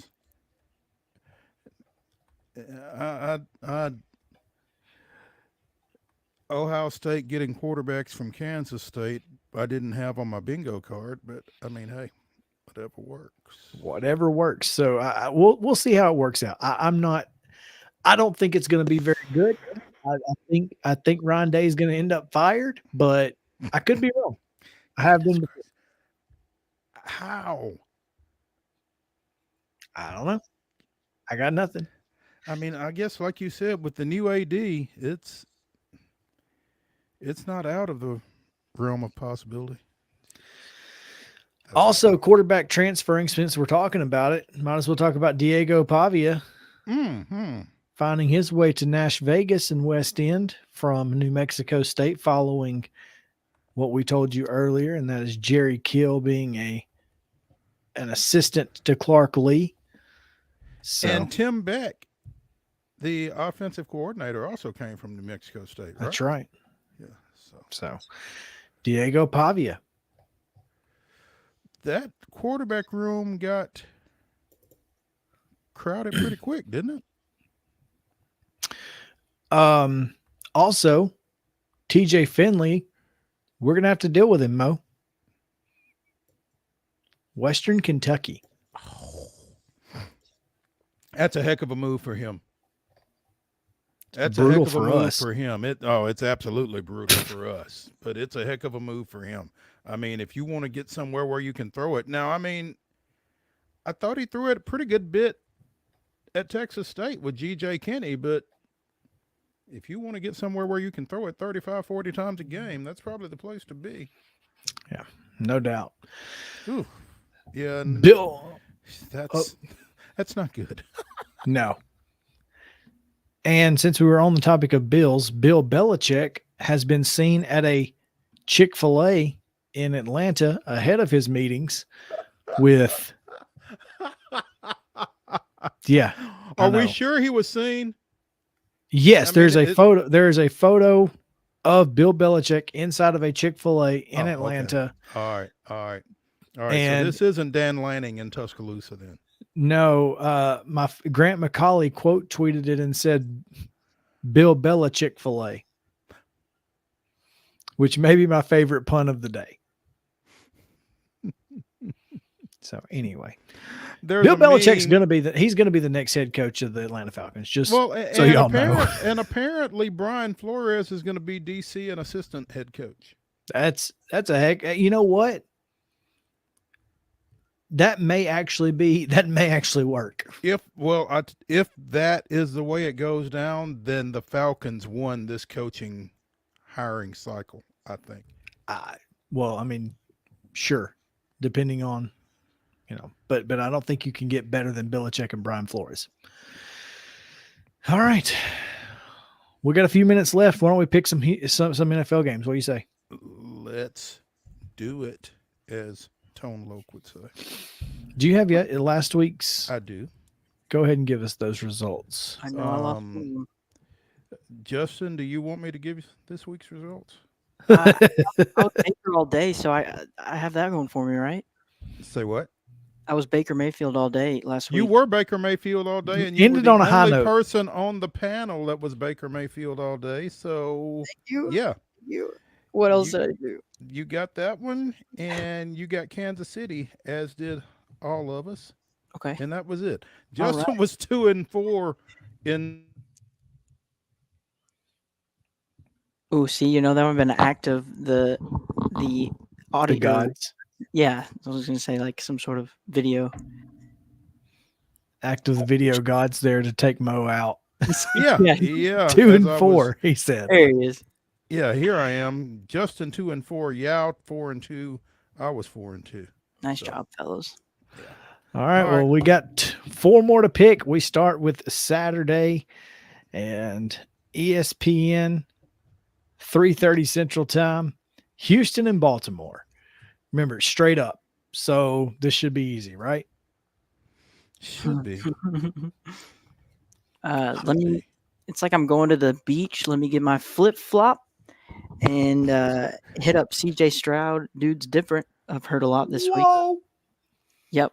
And I know Lamar Jackson. I know he all right. But I did hear that Odell Beckham is going to take him and his team out on a cruise of some sort on a boat. No cruises. Please, no cruises. Not with him.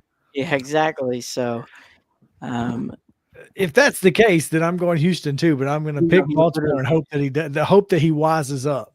He rented out something called the Ravens Flock boat. Yeah, I know. We're in trouble. So you're taking the Texans, JK? I am. All right. It's going to be a gritty match. Despite my shirt, I'm going Baltimore. Texas forever 6. Yeah, okay. I'm also taking the Ravens. 7:15 Central Time. Yeah.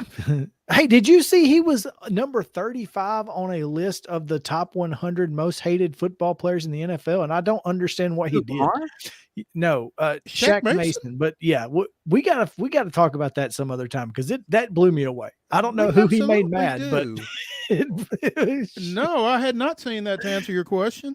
I'll send you the list. Please. 7:15 on Fox, Green Bay, San Francisco. Mo?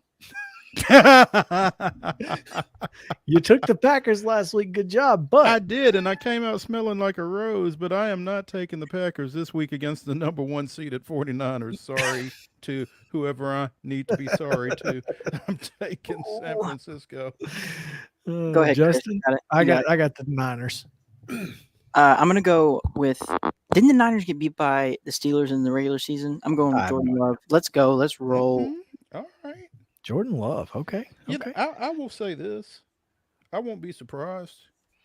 Because they can fall I in the think slump the hard. Packers are just young enough to not know any better. Yeah, they're so young. It's literally like high school team, but they're doing well. They are. How about I won't be surprised. Sunday at 2:00, Tampa Bay at Detroit on NBC. Is that the oven that's ready preheated? Because there's a baker. Nope, that didn't hit, but that's what I'm going with. Are you going Tampa Bay again, Justin? Oh yeah, I'm riding bake. I'm riding it all the way to the end, man. There you go. Till the wheels fall off. Tampa Bay and Detroit. What is the line? Just out of curiosity. No idea.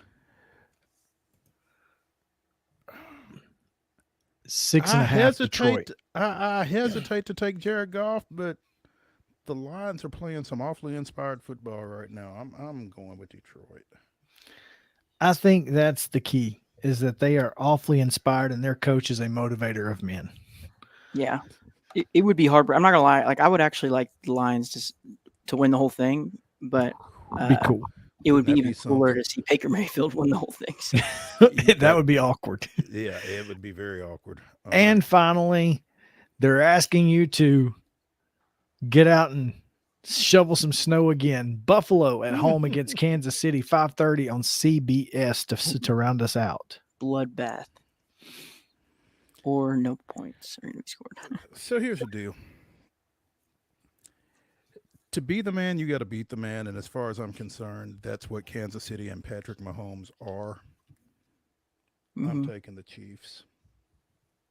I got to go Chiefs as well. I just feel like Buffalo always finds a way to lose it, which is unfortunate for them because they're kind of like Detroit to me. I'd like to see them do past the championship game.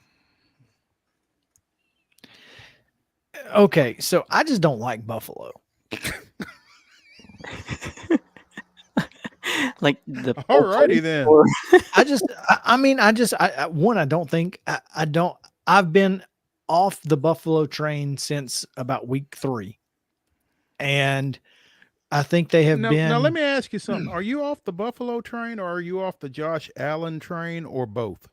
Josh Allen is exactly like Dak Prescott to me. Like which is why he's going to mess up this weekend. Exactly. And so that's why I've got to go Kansas City. And I also want a Taylor Swift versus Eminem Super Bowl. You know what? She's actually very clever with her lyrics. That would be a good battle. Not off the top of their heads. Yeah, you're right. No, everybody in the 313. Yeah, no. Yeah, no. But no, seriously, I think it would Tell be these amazing. folks something they don't know about me. It would be one of the coolest things to see Taylor Swift and Eminem Super Bowl.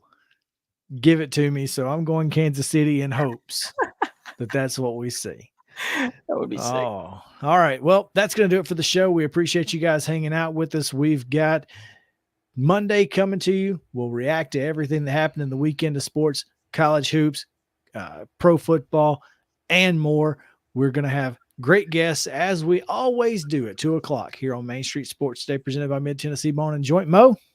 Ladies and gentlemen, the weekend.